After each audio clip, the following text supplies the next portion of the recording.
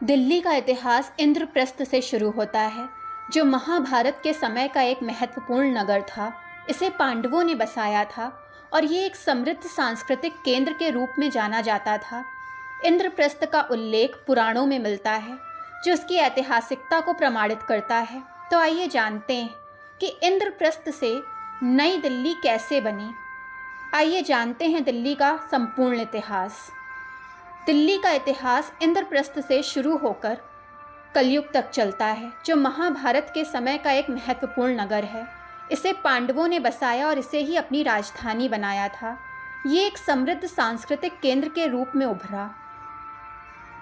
इंद्रप्रस्थ के बाद दिल्ली ने कई राजवंशों का शासन देखा।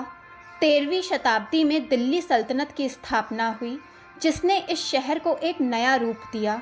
इस समय दिल्ली ने राजनीतिक और सांस्कृतिक दृष्टि से महत्वपूर्ण भूमिका निभाई थी। तुगलक वंश के दौरान दिल्ली का विस्तार हुआ और कई महत्वपूर्ण इमारतें बनी।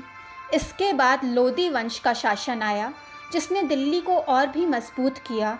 इस दौरान कई मस्जिदें और किलों का निर्माण हुआ, जो आज भी दिल्ली की पहचान है। 16वीं से 18वीं शताब्दी तक मुगलों का शासन दिल्ली में अपने चरम पर था। शाहजहां द्वारा ताजमहल और लाल किला जैसे अद्भुत स्मारकों का निर्माण किया गया। ये समय कला, संस्कृति और वास्तुकला का स्वर्णिम युग था। 1857 के विद्रोह के बाद ब्रिटिश राज ने दिल्ली पर नियंत्रण स्थापित किया। 1911 में ब्रिटिश सरकार ने नई दिल्ली को राजधानी के रूप में स्थापित किया। इस नए शहर का डिज़ाइन सर एडविन लुटियंस द्वारा किया गया था, जिसने इसे एक आधुनिक रूप दिया था। 1947 में भारत की स्वतंत्रता के बाद नई दिल्ली ने एक नई पहचान बनाई। ये न केवल राजनीतिक केंद्र बनी, बल्कि देश की सांस्कृतिक विविधता का प्रतीक भी बन गई। आज नई दिल्ली एक वैश्विक शहर है, जो इतिहास और आधुनिकता का अद्भुत संगम प्रस्तुत करती है। दिल्ली का इतिहास इंद्रप्रस्थ से लेकर नई दिल्ली तक एक अद्भुत यात्रा है। ये शहर विभिन्न संस्कृतियों, राजवंशों और घटनाओं का गवाह है।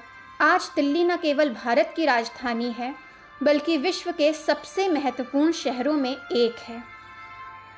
दोस्तों, वीडियो पसंद आए हो तो चैनल को लाइक, सब्सक्राइब एंड शेयर करें, ताकि चैनल की नोटिफिकेशन मिलती रहे।